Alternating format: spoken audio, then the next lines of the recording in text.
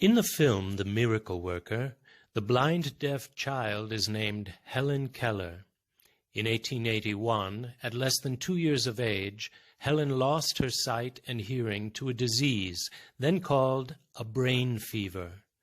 At the age of 6, she was fortunate to get a remarkable tutor, Annie Sullivan, who managed to teach the girl language, a means for her to fully open herself to the outside world after years of isolation. Before my teacher came to me, I did not know that I am. I lived in a world that was no world. I cannot hope to describe adequately that unconscious yet conscious time of nothingness. I did not know that I knew anything. I did not know that I am. It has often been asked what were my earliest impressions of the world in which I found myself, but one who thinks at all about his first impressions knows what a riddle this is.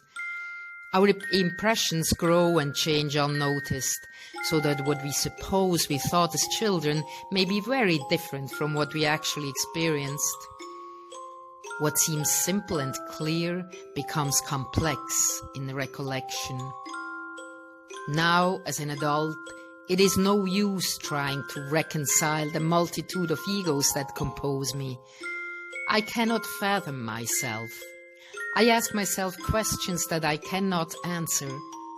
I find my heart aching when I expected to find it rejoicing. Tears flow from my eyes when my lips were formed to smile. I preach love, brotherhood, and peace, but I am conscious of antagonisms, and lo, I find myself brandishing a sword and making ready for the battle.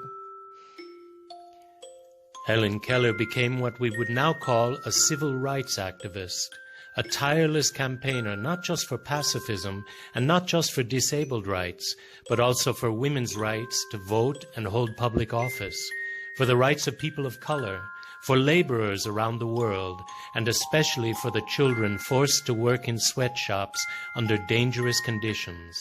In 1913, she wrote in the New York Times, I'm going to try to make you feel that no one of us can do anything alone, that we are bound together. I do not like this world as it is. I am trying to make it a little more as I would like to have it. It was the hands of others that made me. Without my teacher, I should be nothing. Without you, I should be nothing. We live by and for each other. We are all blind and deaf until our eyes are open to our fellow man.